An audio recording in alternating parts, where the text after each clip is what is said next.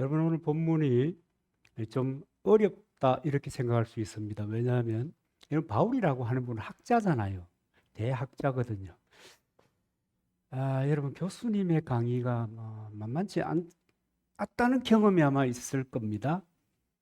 뭐 용어 자체가 복잡하니까 처음 듣는 용어니까 아마 이 부분도 보면 아마 그런 어려움을 역시 느낄 수가 있습니다. 이를테면 근본 하나님의 본체시나 하나님과 동등함으로 여기지 아니하시고 그냥 예수님은 하나님이시다 이렇게 얘기하면 되는데 아주 좀 분위기 있게 그렇게 말씀해 놓으셨습니다. 그 하나님이셨던 그 예수 그리스도가 이 땅에 오신 것입니다. 하나님이 이 땅에 오셨기 때문에 복음서에 보면 주님이 가시는 곳마다 그냥 기적이라고 하는 것이 일상처럼 자연스럽게 따라붙었던 것을 우리는 얼마든지 알 수 있습니다. 여러분, 물로 포도주를 만들어내요? 있을 수 없는 일이지요. 그것도 아주 양질의 포도주 말이죠. 20년 산도 아니고 30년 산도 아니고 물을 따르는 순간 포도주로 만들어낸다. 그럴 수 있습니까? 그는 창조주이시기 때문에 가능한 겁니다. 여러분, 풍랑이 이는 그런 상황을 멈춰라 한마디 하니까 딱 멈춰지잖아요. 그런 일이 있을 수 있습니까? 저도 따라 해봤는데 비가 너무 많이 와가지고 작년 여름에 따라 해봤는데 무한하게도 오더라고요. 그래서 알았습니다. 나는 주님의 이 빛을 받아서 전하는 정말 시로라기 같은 그런 존재이구나. 그런 생각을 했던 기억이 있습니다. 하나님은 주님이십니다. 창조주이십니다. 그런데 그분이 왜 이 땅에 굳이 오셔서 그 고난을 자초하셨을까? 왜 그랬을까? 그것은 여러분, 우리의 자유함을 위해서라는 사실을 여러분 기억하셔야 합니다. 죄와 사망의 저주로부터 자유케 하기 위해서 주님은 우리에게 오신 것입니다. 어떤 동물 애호가가 겨울철에 북쪽 나라를 여행하고 있었습니다. 한참 여행하면서 이렇게 찻밖을 보는데 이 새들이 날아가다가 떨어지고 날아가다가 떨어지고 하는 장면을 보는 겁니다. 야, 도대체 날아가다가 떨어지고 날아가다가 또 떨어지고 그래서 생각해 보니까 얘들이 먹을 게 없구나. 그렇게 싶어서 그 다음 순간에 이 사람이 차를 몰고 새들이 많이 있는 곳으로 다가갔습니다. 목적이 뭡니까? 사료가 있는 먹이가 많은 곳으로 데려다 주기 위해서 차로 가니까 놀랬나 싶어서 차에서 내려서 열심히 뛰어서 그 새를 데리러 간 겁니다. 잡으러 간 게 아니고. 그런데 새들은 다갔으면 다갔을수록 그 기진맥진한 새들이 도망가는 것을 경험하면서 이분이 이렇게 읊조립니다. 내가 새들의 말을 할 수만 있으면 그들이 나를 공감하고 내 뜻을 이해하고 나를 따라올 수 있을 텐데. 여러분, 하나님께서 인간을 사랑하십니다. 사람을 사랑하십니다. 그런데 사람이 이 죄와 죽음의 늪에 그저 빠져들어가는 겁니다. 자기도 몰라. 그렇게 인생이 그럴 줄. 그 늪의 끝은 좋은 것일 거야. 그렇게 생각하고 그냥 빠져들어가는 겁니다. 그래서 하나님께서 직접 사람이 되어서 오시기로 마음을 잡수신 겁니다. 그 본문의 얘기를, 이 본문의 얘기가 바로 그 이야기입니다. 하나님의 언어를 사람이 알아듣게 하기 위해서 말씀을 보내주셨는데, 말씀을 보내주시니까, 선지자를 통해서 말씀을 보내주시니까, 이 선지자를 통해서 전달된 이 말씀이 어필이 안 되는 거예요. 받아들이지를 않는 거예요. 그때 하고 돌아서면 원위치고 이런 상황인 거예요. 그러니까 직접 하나님이 인간으로 오시려고 마음을 먹고 인간으로 오셨습니다. 그분이 예수 그리스도이십니다. 우리가 얘기하는 성육신입니다. 내가 인간을 사랑하는 유일한 길이 내가 사람이 되어 사람의 언어로 그들에게 말한다면 그들이 나의 말을 듣지 않을까. 근데 어떻게 됐습니까? 이것이 예수 그리스도의 고난의 시작이었습니다. 하나님이 인간으로 오셔서 성육신하셔서 그러면 문제가 해결될 줄 알았는데, 사람의 언어로 다가서면 사람 같은 사람으로서 서로 공감하는 인생을 살면서, 예수님도 여러분 사람 사는 그 인생을 사셨지 않습니까? 그런 인생을 살면서 이렇게 다가서면 공감할 줄 알았는데, 세상에 그것이 새로운 고난의 시작일 줄이야. 제가 사람의 입장에서 그렇게 얘기해 본 것입니다. 그래서 바울은 하나님께서 사람이 되시는 성육신의 고난에 대해서 오늘 본문에 이렇게 장황하게 이야기하신 것입니다. 자기를 비워서, 하나님이 자기를 비워서 인간으로 왔는데, 그런데 그것이 끝이 아니구나. 마침내 고난이라고 하는 이 십자가 지는 이 죽음이라고 하는 것은 극단적인 거잖아요. 어떤 형태를 봐도, 그죠? 그런 극단적인 죽음이라고 하는 것을 통해서 인간을 구원하시고, 또 구원의 길을 열어놓으시고, 그리고 마침내 그렇게 복종하신 그리스도를 하나님께서, 성부 하나님께서, 여러분 어떤 사람들은 성경에 삼위일체가 어디 있냐 이런 정신없는 소리를 하는 사람들이 있습니다. 뭐 그런 정신없는 소리 참 많습니다. 뭐 성경에 어디 있냐, 뭐 구약에는 있고 신약에 예수님이 말했고 뭐 그 다음에는 없고, 그래서 제 딴은 뭡니까? 하여튼 이상한 얘기를, 깊이 없는 얘기를, 그런 말을 하는 사람들이 참 많습니다만, 성부 하나님께서 마침내 이 성자 하나님 인간으로 가셔서 십자가를 지시고 이제 다시 그분의 자리로 오르신 그를 하나님의 보좌 우편에 옮겨 놓으셨다 하는 이야기를 이렇게 해 주셨습니다. 여러분, 하나님이 인간이 되는 것만 해도 사실은 최악의 고난입니다. 최악의 고난이지요. 그런데 이것은 정말 하나님이 사람이 되어 오시면 어필될 줄 알았거든요. 여러분 그럴 거 아닙니까? 여러분 지난번에 우리 이종근 목사 와가지고 그 사역을 했는데 많은 실망도 주었지만 어떤 부분에서는 많은 가능성도 열어주었지 않습니까? 그죠? 2년 야감에도 불구하고 가능성을 열어주었는데, 그 정도만 봐도 참 그때 그 순간 그 분위기를 생각하면 대단한 즐거움이 있었다. 그렇게 볼 수 있거든요.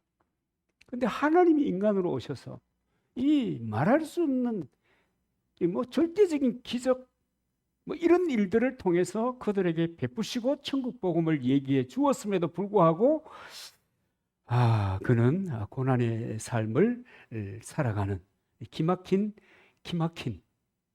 그런 여정을 계속했던 것입니다. 결국은 그 시대나 이 시대나 듣고 싶은 것만 듣는 거예요. 내 마음 가는 것만 듣는 거예요. 그래서 내가 공감하면 거기에 따라가는 거예요. 내가 공감하지 않으면 결코 따라가지 않아요. 내가 동의하지 않으면 무것도 되지 않는. 그래서 결국은 예수님은 길바닥에서 나셔가지고, 그렇잖아요.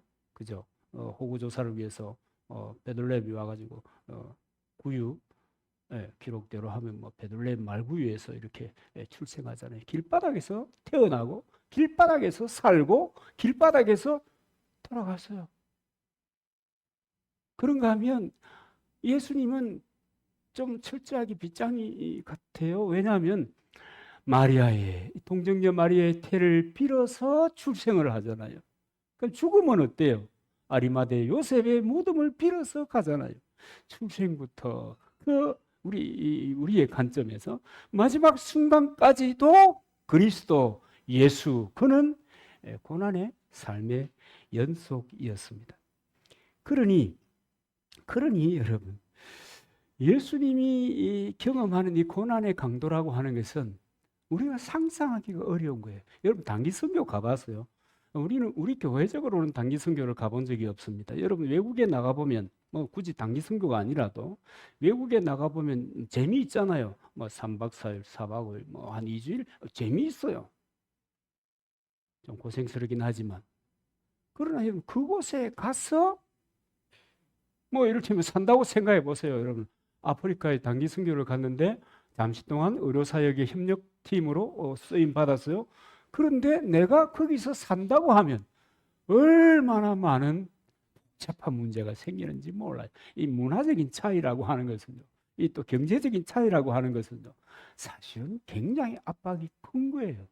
너무너무 커요. 실제로 너무 커요. 근데 하나님이 인간으로 오셔서 사는 거예요.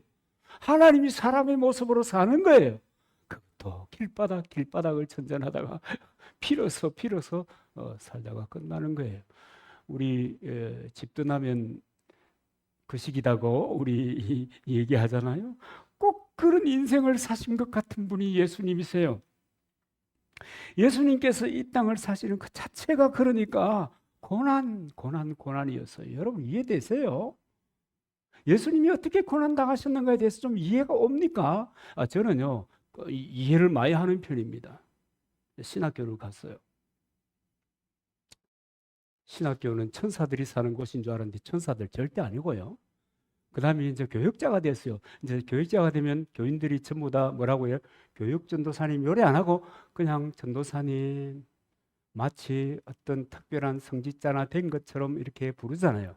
그런데 성직자님 하고, 이제 성직자님이 아니고 전도사님 하고 부르는데 뭔가 모르게 불쌍하게 여기는 목소리로 해석이 되는 겁니다. 이 여러분 수준이 떨어져서 그래요.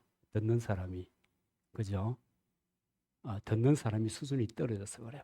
그리고 그 다음에 한 달이 지났어요. 월급이 돼. 5만 원을 주는 거예요. 5만 원을 받았어요. 무슨 생각이 들겠어요?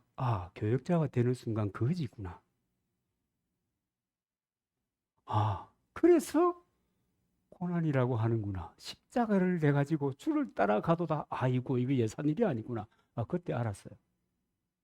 그리고 때때로 이제 그때는 학생이니까 이제 교우들이 이제 고생한다고 책 사보라고. 아니, 교회에서 그것 받아가지고 어떻게 학교 생활을 하냐고 봉투를 하나씩 넣어주잖아요. 그것 받는 기분이요. 미안합니다. 되게 들어. 굉장히 기분 나쁘고 속상하고. 왜? 그리고 생각해 보니까 예수님은 하나님이신데 하늘의 복음을 가지고 사람들에게 그것도 강력한 능력으로, 그죠?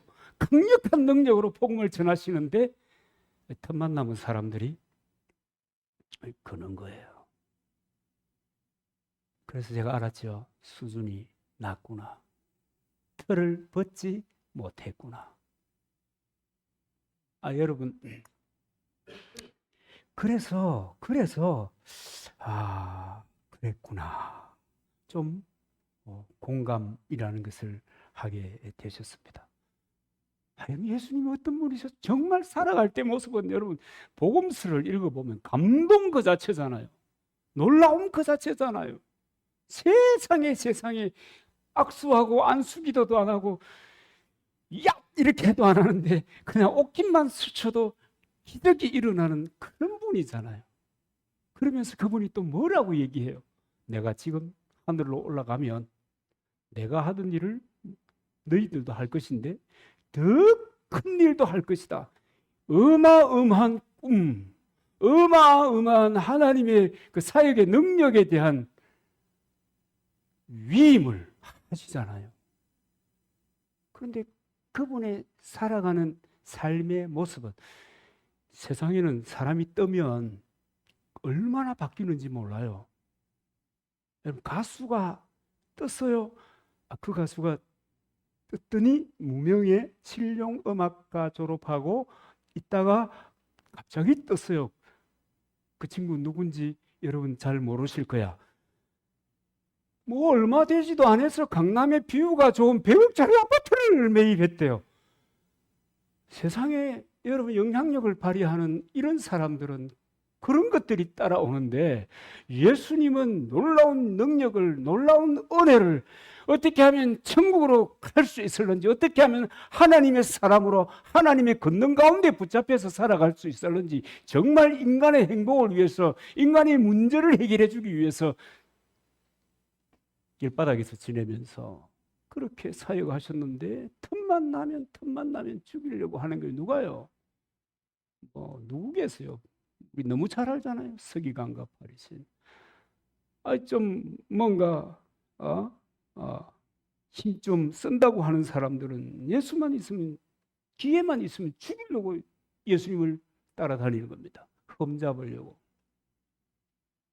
참 기가 막힌, 정말 기가 막힌, 정말 언제 죽을지 모르는 그런 멸시천대를 받으면서 지나신 분이 예수 그리스도이십니다. 누구도 따라할 수 없는 고난을 당하셨어요. 그런데 사실 그분은 알고 보면 여러분 남상면의 면장이 아니라고요. 대한민국의 왕이 아니라고요. 우주를 지으신 창조주 하나님이신 것. 그런데도 못 알아보는 거예요. 못 알아보는 그게 문제입니다. 여러분 우리 알래스카도 여행을 좀 가보시기를 바랍니다. 제가 여행 좀 다니라고 말씀드리는 것은 다른 세상도 있다. 이것 좀 보고 다르게 살아가는 사람도 있다. 이걸 좀 보면서 합리적인 인생 설계를 좀 하십시오. 뭐 이런 제 마음에는 그런 의도가 사실은 있습니다. 우리 알래스카 가보신 분은 없잖아요. 한번 가보세요. 근데 물론 저도 안 가봤지. 텔레비 봤지. 여러분 알래스카를 보고 오신 분이 야 알래스카가 이런 곳이래. 정말 자원이 얼마나 풍족한지 몰라. 그런데 사람들은 안 가본 사람, 모르는 사람 뭐라고 얘기합니까? 택도 없는 소리 하지 마라. 알래스카나 들어본 적도 없다. 뭐 그곳에 뭐가 있다고 쓸데없는 소리 하고 있네? 이렇게 받아들이는 거예요. 예수님이 하나님이시잖아요. 하늘에서 오셨잖아요. 그래서 천국을 얘기하는 거예요. 복음을 전하는 거예요. 천국의 복음을 전하는 거예요. 그러니까 듣고 있던 사람들이 예수님의 이 성육신하신 그 의도와는 전혀 다르게 택도 아닌 소리 하고 있네. 무슨 하나님의 나라. 뭐 천국이 어떻다고 쓸데없는 소리 하고 있네. 마음이 천국이요. 오늘 이 땅에 살고 있는 이곳이 천국이야. 그리고 이곳이 지옥이야. 내 마음이 편하면 천국이지. 내 마음이 고통스러우면 지옥이지. 무슨 천국이 있고 지옥이 있어? 그러면서 예수님을 거짓말장이로 몰아붙이는 겁니다. 그렇게 괴롭히면 안 되죠. 그렇잖아요?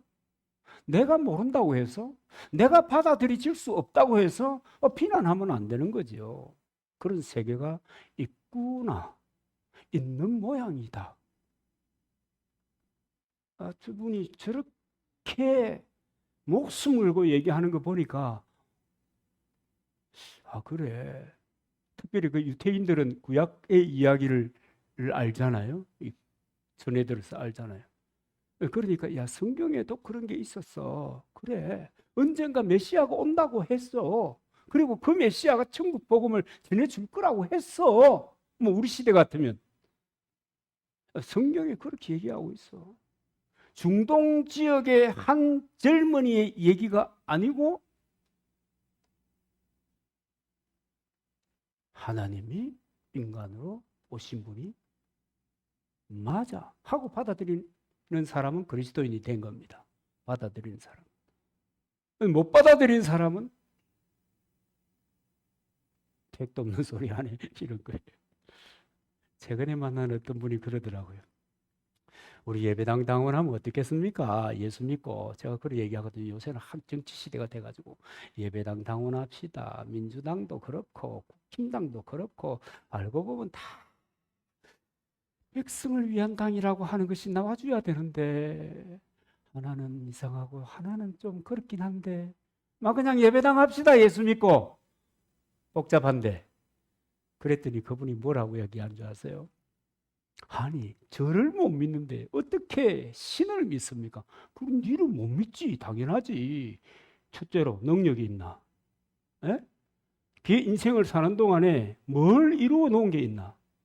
뭐 저 자수성가 해가지고 뭐 엄청난 것을 일어났으면 그래도 그 방면에서 내가 널 믿어줄게 이러지만은 별 해놓은 것도 없는 것이 지가 지를 봐도 지를 못 믿는데 내가 봐도 뻔한데 그러면 당연히 모르면 믿어야지.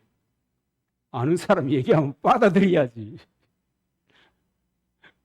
그러고 그렇게 살다가 갔어. 어쩌겠노. 욕이나 하지 마소. 이라면서. 그래, 여러분. 내가 받아들여지지 않는 모든 것에 대하여 사람들은요, 무관심한 것을 넘어서는 무례를 행할 때가 참 많아요. 그러다 여러분, 내가 받아들이든지 안 받아들이든지 알래스카는 있고, 그죠? 안 가봐도 알래스카는 있고, 미국도 있고, 미국을 하도 떠들어 사니까 알고, 그죠? 어, 천국도 있고 있는 겁니다. 지옥도 있고 있는 겁니다. 왜냐하면 거기서 오신 분이, 그걸 지으신 분이 우리에게 말씀해 주셨기 때문입니다.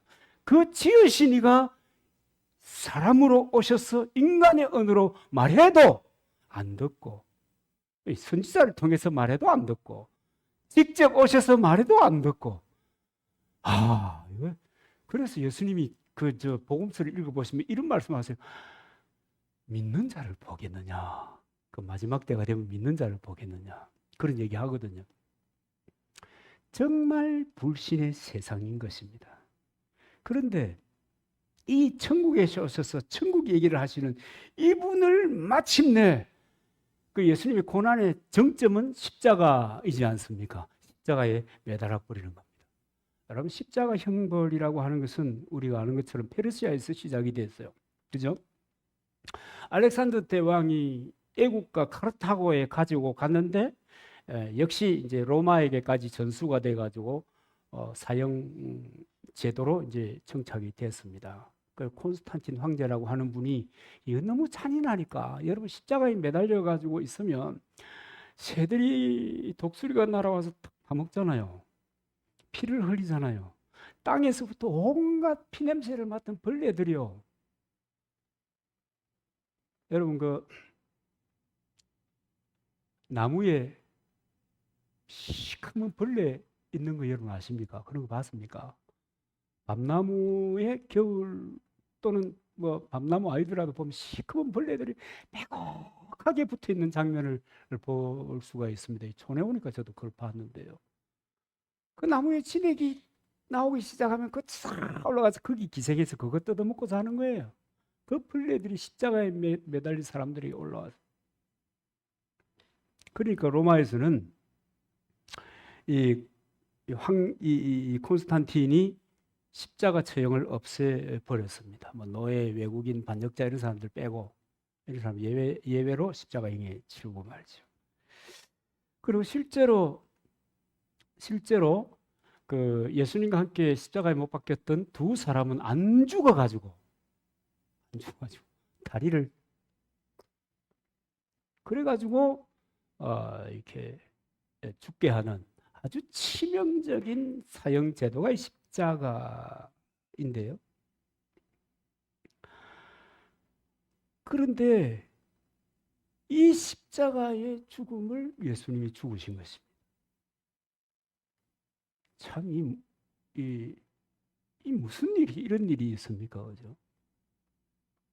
하나님이 인간의 구원을 위해서 인간의 모습으로 오셨는데 인간의 말로 하면은 통할 줄 알았더니 제가 좀 너무 제 입장에서 얘기하는 겁니까?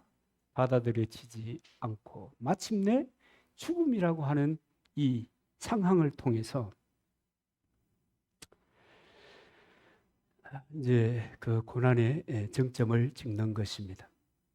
그런데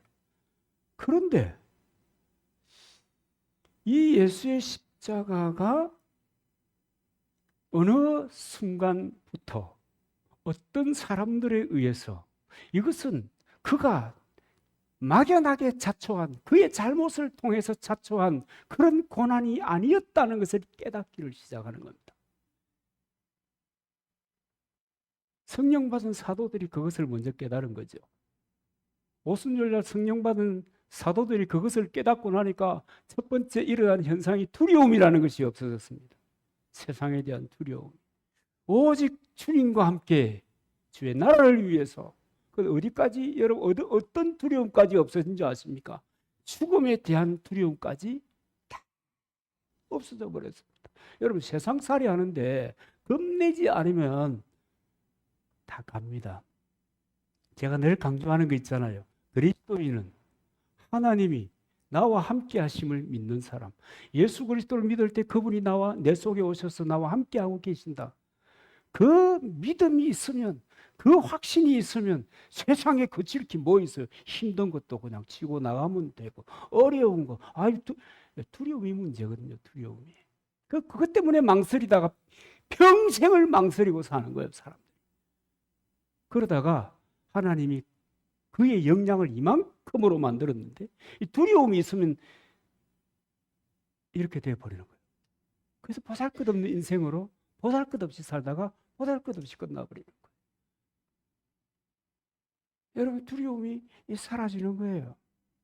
그래서 사람들이 예수 그리스도의 십자가가 그분의 죄로 인하여, 그분의 문제로 인함이 아니고 나의 죄와 나의 삶에 있는 저주를 해결하기 위해서 오신 하나님의 계획 속에 일어나는 구속사의 완성이었다 라는 것을 깨닫기 시작한 거예요. 그러니까 수많은 사람들이 이 예수 그리스도의 십자가의 고난을 다른 각도로 보기 시작하는 거예요. 그러니까 여러분, 성령님이 다른 각도에서 바라보고 그 십자가의 은총을 감사하는 사람에게 왜 성령께서 역사해 주지 않겠습니까? 왜 성령이 그 마음에 임하지 않겠습니까?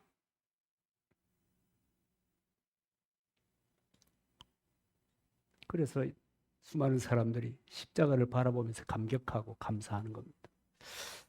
히브리서 기자가 십자가의 고난에 관해서 이렇게 얘기합니다. 히브리서 12장 1절 2절에 보면, 저는 그 앞에 있는 즐거움을 위하여 십자가를 참으사. 여러분, 참 이상한 일이죠. 그 앞에 있는 즐거움을 위하여 십자가를 참으사. 누가요? 예수님이 앞에 있는 즐거움을 위해서 당장 이 십자가의 고난을 맞아들이는 겁니다. 부끄러움을 개의치 아니하시더니, 왜 부끄러움입니까? 그 시절 십자가형에 당하는 사람들은 꼴이 말이 아닌 사람들이에요. 부끄러움을 개의치 아니하시더니 하나님 보좌 우편에 앉으셨느니라. 또 선지자 이사야는 이사야 53장에 그 예수님의 고난이 우리하고 어떤 관계가 있는가에 대해서 이야기하는데, 여러분, 우리 너무 잘 아는 거잖아요. 그가 찔림은 우리의 허물을 인하며 그가 상함은 우리의 죄악을 인함이라. 그가 징계를 받음으로 우리가 평화를 누리고 그가 채찍에 맞음으로 우리가 나음을 입었도다. 할렐루야. 여러분, 그 십자가의 그 은총이라고 하는 것이 우리에게 그런 어마어마한 것들을 우리에게 베풀어 주는 그런 계기가 된 것입니다. 근데 요즘 여러분, 세상 여러분 보십시오. 죄와 허물에 대한 부끄러움이 없는 세상을 살고 있습니다. 그렇잖아요. 더 복잡하게 얘기하면 시간 가니까 말이지. 하여튼 부끄러움을 모르는 시대를 살아요. 죄와 허물이 아무런 문제가 아닌 것처럼 살아요. 그런가 하면 불화가 상식처럼 살아가요. 싸움이라고 하는 것이, 예? 기분 나쁘면 그냥 스트라이크를 일으키는 것이 이 세상 살아가는 한 방법인 것처럼 그렇게 생각하는 시대가 되어버린 거예요. 그리고 여러분, 병원이 얼마나 많아요. 얼마나 많아요. 좋은 기구가 얼마나 많아요. 그런데 질병은 더 창궐하고 있다는 것이 여러분이 이게 이해가 됩니까? 치료를 위해서 약을 먹었는데 몇 년 먹고 나니까 그 약 때문에 더 심각한 병이 발생하는 거예요. 이런 일이 여러분, 우리가 살고 있는 시대입니다. 그렇다면 여러분, 이런 모든 폐단이나 이런 문제를 어떻게 해결할 것이냐? 이미 성경은 답을 주고 있단 말이에요. 답을 주고 있는데도 사람들이 그 답을 받아들이지 않는 것입니다. 받아들이지 않아요. 참 여러분, 답답한 시대를 삽니다. 여러분, 예수님의 그 마음의 관점에서 본다고 하면 정말 세상 답답하기 짝이 없습니다. 정말 우리 이 사회가 너무 답답하기 짝이 없습니다. 답답해도 참 기가 막힙니다. 여러분, 예수님이 33살 진짜 꽃다운 나이 아니에요. 참 멋있는 나이입니다. 좋은 나이지요. 그 33살의 청년임에도 불구하고 속죄의 어린 양으로 자신을 골고다의 십자가에 죽음으로 던져 버릴 수밖에 없는 그 이유가 무엇인지를 여러분 우리가 생각하고 살아야 합니다. 그 이유가 뭡니까? 하나님이 사랑 가운데 지음받은 이 인간이 죄의 눈이 가려가지고 영원한 멸망의 늪을 향해서 걸어가는 거예요. 끊임없이 걸어가는 거예요. 그러니까 한 생명 던져서 예수님의 생명이 우리와 비슷할 까닭이 없지만 죽어서 십자가를 졌어라도 이 인류를 구원하고자 하는 그 열망이 그 33살의 젊은 예수에게 있었던 것입니다. 제 친구 목사들요, 스마트폰에 보면 요새는 동영상이 뜨대요. 사진만 뜨는 제 수준은 지금 사진만 뜨는 건데 이 동영상이 떠요. 그 친구의 스마트폰 동영상이 이렇게 싹 해가지고 딱 비밀 해체하면 애기가 이렇게 한 게 나와요. 여기 나온다. 이게 뭔 소리인지 모르죠? 알 까닭이 없습니다. 없으니까. 근데 그걸 보고 너무너무 좋아해요. 너무 좋아해. 부럽기도 하고 얄밉기도 하고 그런데요. 그런데 여러분, 이런 가정을 한번 해봅시다. 우리 유일한 시어머니 이런 가정을 한번 해봅시다. 하는 그 손주가 놀다가 늪에 빠졌다? 그 장면을 발견한 할아버지가 어떤 태도를 취하겠습니까? 그냥 달려 들어갈 겁니다. 그리고 그 손주를 번쩍 들어다가 바깥으로 던지겠죠. 그 다음은 그 다음 생각하는 거. 그렇지 않겠습니까? 야, 누가 그런 데 들어가라 했냐? 이럴 할아버지 있겠어요? 야, 인생은 말이야, 네가 사는 거야. 힘써서 나와봐, 내 기다려줄게. 자식이 말이야. 이런 할아버지가 어디가 있겠어요? 자, 거기서 나오는 방법 내가 가르쳐 줄 테니까 잘 들어라. 이런 할아버지가 어디에 있어요? 주님이 그런 심정으로 십자가를 주신 거예요. 그래서 사람들에게 이 구원의 길이라는 것이 비로소 열린 거예요. 이 길이 열린다는 것이 여러분 얼마나 중요한지 몰라요. 길이 열린 거예요. 그래서 어떤 사람이라도 그 길을 가는 사람에게 천국이 하나님의 인도하심이 성령이 내주하심이 간구하고 기도하면 마침내 그분의 뜻에 합당한 그날에 여러분 이루어지는 거예요. 이런 엄청난 그 은혜와 특권을 누리는 삶을 살아가게 되는 것입니다. 그래서 여러분 예수님의 그 십자가의 고난 그것이 우리의 행복을 위해서 뿌려진 여러분 씨앗이라고 하는 것을 여러분 우리가 기억해야 돼요. 그리고 그 씨앗이 그리스도를 믿는 자에게 심기게 되어 있는 겁니다. 그것이 심길 때 하나님께서 우리 속에 들어오시는 거예요. 성령 하나님이 들어오시는 거예요.